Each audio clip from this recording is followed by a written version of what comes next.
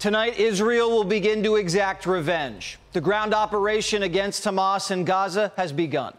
Israeli infantry and armored divisions rolling into the Strip to avenge the slaughter of 1,300 innocent Israeli civilians. Well-trained Israeli combat specialists are conducting their first operational raids, searching for hostages, gathering intelligence, and neutralizing terrorists. Hamas is now on the defensive. Israel has ordered a full evacuation of northern Gaza, telling 1 million Palestinian civilians leave immediately or become collateral damage. Hamas is ordering all Palestinians to stay put, making their own people into human shields. The terrorists will not be subdued easily. They're still launching hundreds of rockets into Israel.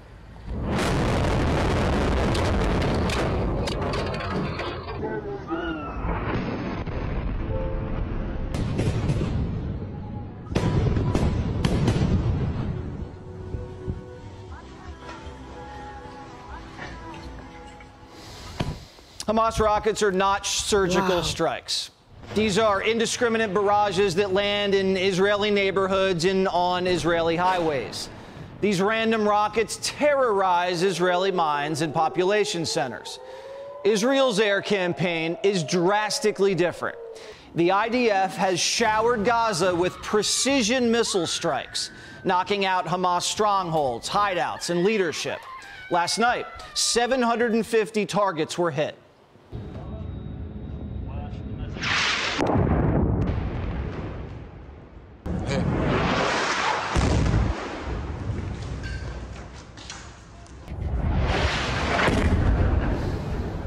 One Israeli strike killed the brother of a top Hamas chieftain.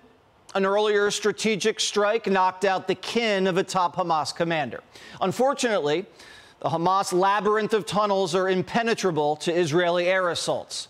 Hamas has built over 300 miles of tunnels underneath their densely populated cities. They're packed with heavily armed radicals ready to wage jihad. Israel's long-term strategy is to permanently eliminate the tunnel system.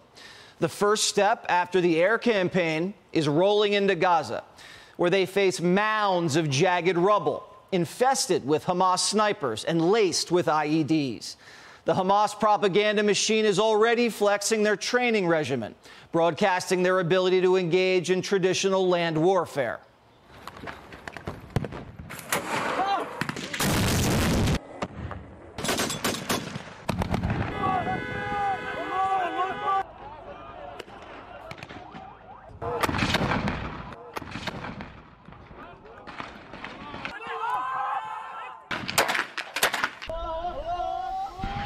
The Israeli army is armed to the teeth with modern weaponry, armor, and aircraft. Although history has shown how unsophisticated and dedicated insurgencies can have success against modern armies. But manpower could be the deciding factor, especially in the tunnels. Once the IDF clears and holds the surface, brave Israeli soldiers will have to go underground and exterminate thousands of Hamas fighters entrenched in their sophisticated maze system. A Vietnam vet, a tunnel rat, described how barbaric tunnel fighting can be.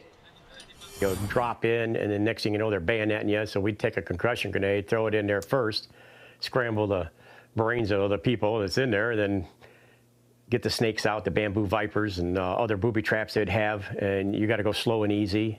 Take you in with a rope, and you get hurt, they jerk you back out.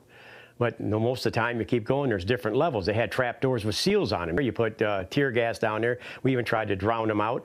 Didn't work. They would actually have entrances and stuff coming from the rivers and stuff.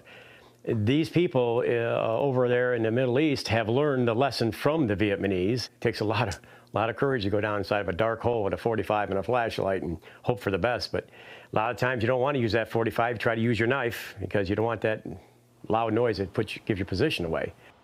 This war in Gaza will be won underground. We'll never see the footage, but the tunnel battle will be decisive.